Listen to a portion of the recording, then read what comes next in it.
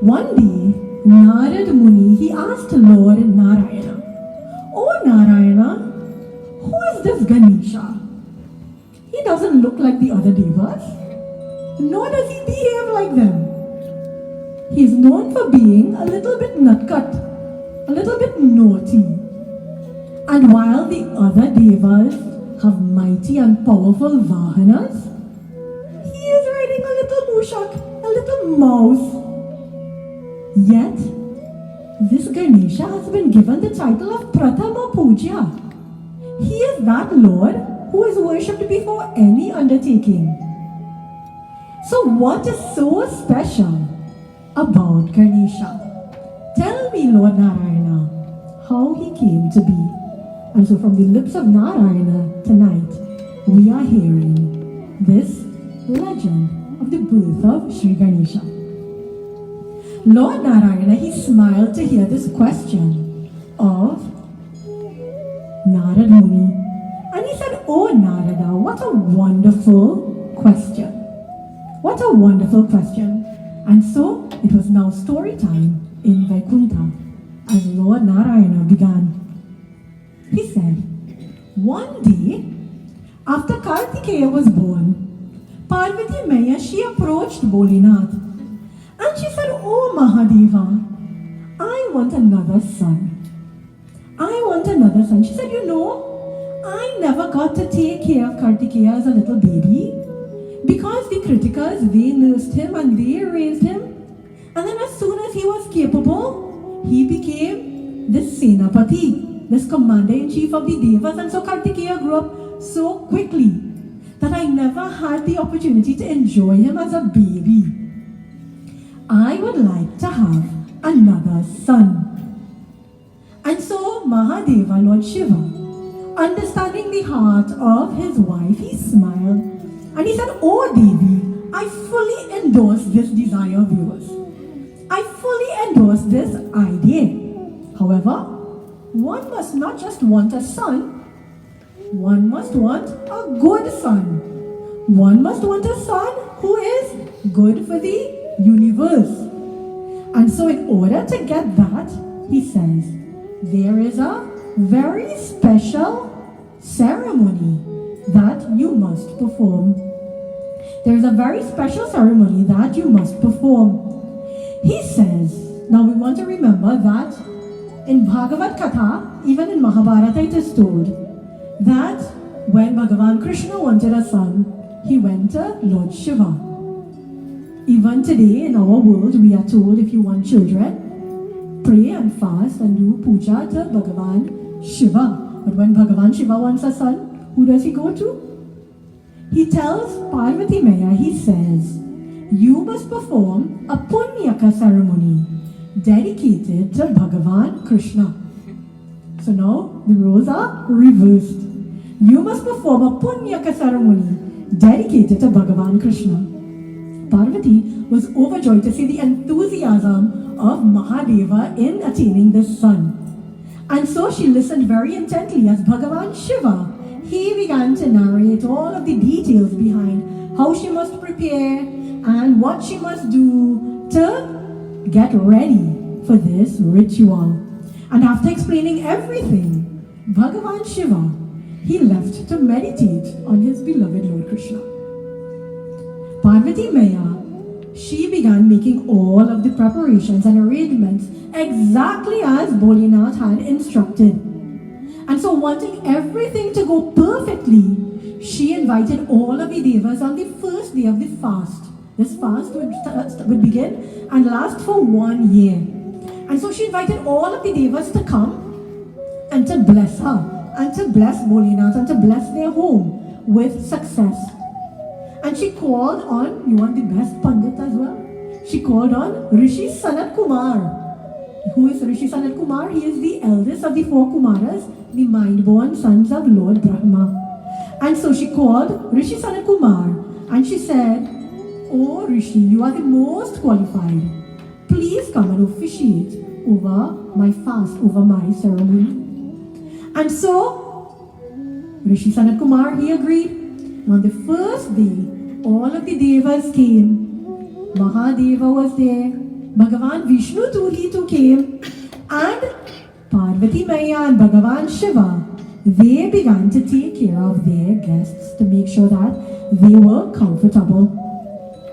And as soon as all arrangements had been made to ensure that the guests were well taken care of, Bhagavan Shiva offered a high seat to Bhagavan Vishnu. High elevated seat means a sign of respect, a sign of honor. And so he offered this elevated seat to Bhagavan Vishnu. And when Bhagavan Vishnu was seated comfortably, Bhagavan Shiva, the knower of all things, he asked Bhagavan Vishnu, O Purushottama, tell us, how should this ceremony be carried out? How should this ceremony be carried out? Smiling gently, Bhagavan Vishnu, he replied, O Mahadeva, you are the beloved of Devi Parvati. He says, you know everything. But for the sake of all listening and all gathered here, I will tell you. There is one ingredient necessary to make any activity successful. There is one ingredient necessary to make any ceremony or any activity, any undertaking successful. What is it? He says, you must perform this ceremony with love to Bhagavan Krishna. You must perform this ceremony as an offering to Bhagavan Krishna. In Bhagavad Gita 3:30, Bhagavan says, Mahi sarvani karmani sanyasya dharma chetasa nirashir nirmamo bhutva yudhyasva vigatachvaraha. Offer all your works unto me. Rest your thoughts on me, and with your mental grief departed, perform your duty. With your mental grief departed, perform your duty. So, O Mahadeva, you know all of the arrangements. Parvati Maya is well prepared. But don't forget the one important ingredient, which is love for Bhagavan Krishna. So saying, all of the Devas, they blessed Parvati Maya. They blessed all of the arrangements that have been made, and they left for their respective abodes. The year-long observance began under the guidance of Rishi Sanat Kumar. And Devi Parvati, as part of this year-long fast, she performed the 9 forms of bhakti as detailed by Prahalad Maharaj in Bhagavata. Shravanam, Kirtanam, Vishnu, Smaranam, Padasevanam, Arachanam, Vandanam, Dasyam, Sakhyam, Atma Nivedanam. Shravanam, she listened to the glories of Bhagavan. It is said that when a mother has a child in the womb, listening to the glories of Bhagavan will reach the hearing of that child. Shravanam, Kirtanam, she chanted and recited the names of Bhagavan. Smaranam, not only did she do it with lip service, but she remembered him while she was doing so. Padasevanam, she worshipped his feet. What does worshipping someone's feet mean? When you touch someone's feet, when you touch Bhagavan's feet, what does it mean? It's a sign of honor, yes, but it's also a sign that I honor the path that you have taken, and I will follow my path accordingly. Shravanam, Kirtanam, Smaranam, Padasevanam, Arachanam, Puja. We do 16 steps of puja. This is what is meant by Arachanam, these 16 steps of adoration. Vandanam, offering prayers. Saying prayers and offering prayers are 2 different things. Offering our heartfelt prayers. Vandanam, Dasyam, becoming his servant. What does it mean to become Bhagavan's servant? To act in the ways that Bhagavan would want us to behave. Sakhyam, becoming his friend. How do we become Bhagavan's friend? By being his well-wisher. By treating him the way that we want to be treated. And Atma Nivedanam, offering and surrendering the self to Bhagavan. Surrendering the self completely to Bhagavan. So these 9 forms of devotion were carried out by Parvati Ma, and 1 year passed guided by Rishi Sanat Kumar. Parvati Devi was very diligent, paying attention to every detail, making sure that it was perfectly executed. And so 1 year passed, and the ceremony was now over. The time had now come for what happens at the end of puja? Brahmana Dakshina. Brahmana Dakshina. So, very, very pleased with Rishi Sanat Kumar, Parvati Maya, she said to the Rishi, "Oh Rishi, how can I ever repay you for your wonderful service? Tell me, what can I offer to you as Dakshina?" So Rishi Sanat Kumar, he said, "Oh Devi, serving you is enough. Being here in the home of Bholinath and yourself, that is enough Dakshina. I don't need anything else." But Parvati Maya, she insisted. She said, the successful completion of any puja, of any ceremony, is dependent on the offering and the receiving of Dakshina that is pleasing to the Brahmana. Not just Dakshina, but Dakshina that is pleasing to the Brahmana. Parvati Maya is saying. So Rishi Sanat Kumar said, "Well Devi, you know there is nothing that I need. I don't even need clothes." Remember that Sanat Kumar, he asked that he remain the age of a 5-year-old boy, that his body remains at that state. Why? Because he doesn't want to be tempted with the things of the world. And so it is said that he didn't even wear clothing, this 5-year-old boy. He says, "Devi, I don't even have need for clothing. But if you insist, there is only one thing that I need." So Maya Parvati, she said, "Anything, Rishi, anything that you want, I will give." So sometimes we have to be careful when we say that, right? So Rishi Sanat Kumar, he says, "Okay, Devi Parvati, since you insist, I would like to have Mahadeva. I would like to have Mahadeva." Maya Parvati, she became shocked. "Mahadeva? My husband?" "Yes, Devi, you said anything. That is the only thing I want. Bhagavan Mahadeva." She is saying, "How can I give Mahadeva in Dakshina?" "Oh Rishi, you must be joking. You must be joking. I cannot part with Mahadeva. Please ask for something else, anything else, and I will gladly give this to you." But Rishi Sanat Kumar, he said, "You gave your word, Devi. You told me anything. I have need for nothing else in this world. You said that the successful completion of this ceremony is dependent on giving and receiving Dakshina that is pleasing to the Brahmana. You said that, not me. Therefore, if you want this ceremony, this Punyaka ceremony to be successful, you must give me Mahadeva." So Devi Parvati, she is saying, "But what is the point of having a son if I lose Mahadeva? What is the point of having a child if I lose my husband?" And so now she is in a quandary. And as this exchange is taking place, Lord Narayana, he appears. And he tells Devi, he says, "Oh Maya,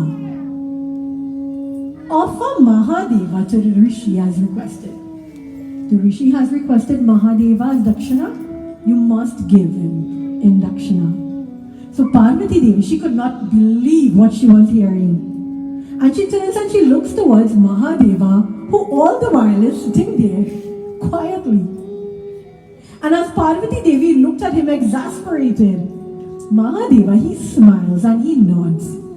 And so Parvati Devi, who trusts her husband with everything, suddenly she remembers the 9th step of bhakti, the 9th step of devotion. What is it? Atma Nivedhanam.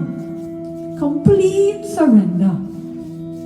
And she is saying, if I am performing this fast, and if the requirement is complete surrender to Bhagavan Krishna, who is none different from Bhagavan Vishnu, and Bhagavan Vishnu is telling me I must give Mahadeva, then I must completely surrender. I must do as he says. And so with her hands trembling and her heart aching, it is said she takes Bholinath's hand and she offers him in dakshana to Rishi Sanat Kumar. The Rishi smiles, but Parvati, she is devastated. And she closes her eyes very, very tightly, offering her grief to Bhagavan Vishnu. And in that moment, she hears his voice saying, "O Devi, now offer this cow to the Rishi in exchange for Mahadeva." So she opens her eyes and she is shocked. Cow? What cow? And she sees a divine cow standing next to Bhagavan Vishnu. And so she is very, very happy. She takes the cow and gently she leads it to the Rishi, who happily accepts it in exchange for Mahadeva. Crisis averted. Now at that moment, Parvati Maya, she has now passed this test of Atma Nivedana. And it is said that in that moment, a brilliant globe of light, Surya Koti Samaprabha. What does that mean?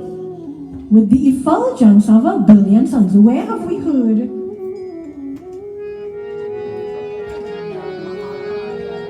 So who is coming? An orb with Surya Koti Samaprabha, the effulgence of 1,000,000,000 suns. Is it Ganesha? Gajanana, Gajanana, Gajanana, Gajanana. So is it Bhagavan Ganesh who is coming? Surya Koti Samaprabha, with the effulgence of 1,000,000,000 suns. This orb of light is coming towards Maya Parvati. So many times we hear this reference made to Bhagavan Ganesh. Vakratunda Surya Koti Samaprabha. Vakratunda, oh, one with the curved trunk. Mahakaya, with the big, huge belly. Surya Koti Samaprabha, equal to the effulgence of 1,000,000,000 suns. So when we hear this, we think Ganesha. How many of us noticed on Janamashtami that one of the names of Bhagavan Krishna was Surya Koti Samaprabha? So who is this effulgent form coming? Was it Ganesha? No. So who is it? Who is this effulgent form who is coming? Bhagavan Krishna is appearing in this effulgent orb of radiant light. And all of the devas, they begin to glorify this supreme effulgence of Bhagavan Krishna. He had become pleased with Maya Parvati's prayers and more importantly with her complete surrender. And understanding Maya's heart, Bhagavan Krishna, he appeared to her as his charming, eternal, little toddler form. Bansidhara holding his flute. Vanamali Vasudeva decorated with his forest flower garland. Peacock feather in his mukut. Pitambara yellowish garments. And an enchanting, smiling face. It is said that his beauty defeated the beauty of millions of Kamadevas. And Maya Parvati, seeing this form, she looked at him and she desired a son just like him. Bhagavan Krishna had gone to Bholinath and said, "I want a son just like you." Bhagavan Shiva had said, "There's no one else like me. I must come." What does Bhagavan Krishna say? "There is no one else like me. I, Maya, will come as your son. I, Maya, will come as your son. You will receive a child, and he will be known as Ganesha, and he will be my Amsha. He will be the masters of all the devas. He will be Vigna Vighan, the remover of all obstacles. He will be Lambodhar. His belly will be stretched out due to the offerings made in pujas. This is my blessing. And because of your sincere devotion, O Maya, he will receive the first puja in any auspicious occasion." Boliye Shri Ganesh Bhagavan ki Jai. Shri Krishna Chandra Bihari Lal ki Jai. So saying, Bhagavan Krishna, he disappeared. And Parvati Maya, she was overjoyed. And she looked at her husband. And when she saw Bhagavan Shiva's face, the ecstasy was mirroring what she was feeling in her own heart. The proceedings ended and everyone returned to their respective abodes. Does Bhagavan come immediately? No, sometimes we have to wait. Even when we do things perfectly, sometimes we have to wait. And so a few days later, as Maya Parvati and Bholenath sat together at Mount Kailash, they heard the voice of someone calling from the outside. And so as they approached the sound of the voice, they saw a Brahmana. And this Brahmana, he looked hungry, he looked emaciated. And so they rushed to him, "Oh Brahmana, how can we serve you?" And so the Brahmana, he explained that he was hungry and that he had heard that they just had a grand ceremony. And so there must be prasad left over. Could he please have some? Back home when somebody had puja, you're going by them the day after to eat as well, right? Everybody has leftover. So this Brahmana, he's saying, "I'm sure you have some leftover food and prasad from this ceremony. Can I please have some?" And so happy to serve the Brahmana, Bhagavan Shiva and Maya Parvati, they leave to go inside. But as they turned around, they noticed that the Brahmana had disappeared. And so very, very confused, they went back outside and began searching for him. And at that time, an Akashvani, a sound from the heavens, sounded, saying, "O Devi, do not lament. Enter your home and see." The Brahmana was none other than Lord Janardana. Who is Lord Janardana? Bhagavan Krishna. Janardana means the protector of the people. And so hearing this, Parvati Devi, she rushed inside. And to her amazement, a beautiful baby boy had appeared on the bed. And her heart filled with joy and delight, and it is said that she screamed out at the top of her lungs, "Mahadev!" And Bhagavan Shiva, hearing the voice of his wife, he ran inside. And seeing the beautiful child and knowing him to be none other than Keshava, they both embraced him very, very tightly. Now, if we ever wondered what Bhagavan Ganesha looked like before he had the elephant head, now we know. Who does he look like? Bhagavan Krishna. Why? Because he is none different from Bhagavan Krishna. But remember, he is Vakratunda. He's one with a curved trunk. How did that happen? So as is customary, when you achieve success, Bhagavan Shiva started distributing alms, distributing charity to the Brahmanas. And news spread of the arrival of this baby in Kailash. And it is said all of the devas, they came to see this child and to offer their blessings upon him. Now among them was the son of Surya Dev, known as Shani. Shani Deva. Shani Deva arrived and he offered his salutations to Bhagavan Vishnu, Bhagavan Brahma, Lord Brahma, Bhagavan Shiva, Surya Dev, Yama, all of these devas. And he asked for permission to see the child. Now, Shani's face was gently bowed and his eyes were half closed. And as he entered the chambers where Parvati Maya was sitting with little Ganesha, she noticed that Shani was not looking at them. So Maya Parvati asked him, she said, "Oh Shani Dev, what is the matter? I have the most beautiful child in the world and you're not looking at him? Why aren't you looking at my baby?" And so Shani, he said to Maya Parvati, he said, "Oh Maya, I have been a devotee of Bhagavan Krishna for my entire life. I have loved Bhagavan Krishna very, very greatly. And so when I heard that he was here in this form, I could not resist the opportunity to come and be in the same space with him." He said, "But Maya, I have been cursed," and that is a different story. "I have been cursed that whomever I look at, their head will fall off. And so, to avoid that from happening, I cannot look at anyone. I no longer look at anyone. So Maya Parvati, seeing the sincerity of Shanidev, seeing this great sadness within his heart, she remembered Atma Nivedana, that she had surrendered fully to Bhagavan Vishnu. And she says, oh Shani, nothing happens if Bhagavan doesn't will it. Look at the baby.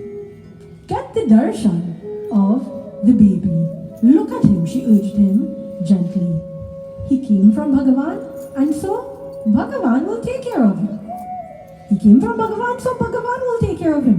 Everything will be okay. Confused and hesitant, Shanidev, overpowered by his love for Bhagavan Krishna, and with his great desire to see this form of his Lord, he snuck a peek of the child from the corner of his left eye. And at once they said that the child's head got separated from his trunk and went back to Goloka Vrindavan, where it merged with Bhagavan Krishna. Maya Parvati, seeing this, falls unconscious. And everyone is stunned, including Lord Shiva. And according to Brahma Vaivarta Purana, in this kalpa, it is said that Lord Vishnu, it is he who goes to the northern side of the bank of the river Pushpabhadra, where an elephant was resting facing the northern direction. And Bhagavan Vishnu takes his Sudarshan Chakra, cuts off the head. What happens to the elephant when Bhagavan Vishnu cuts his head? The elephant attains moksha. Cuts the head of this elephant, brings it back to Kailash, places the head on the trunk of the child, and revives his consciousness. Seeing the child alive, it is said the whole atmosphere was filled with joy and bliss. And in this way, the child became known as Gajanana, the one with the elephant face. Shri Ganesh Bhagavan ki Jai.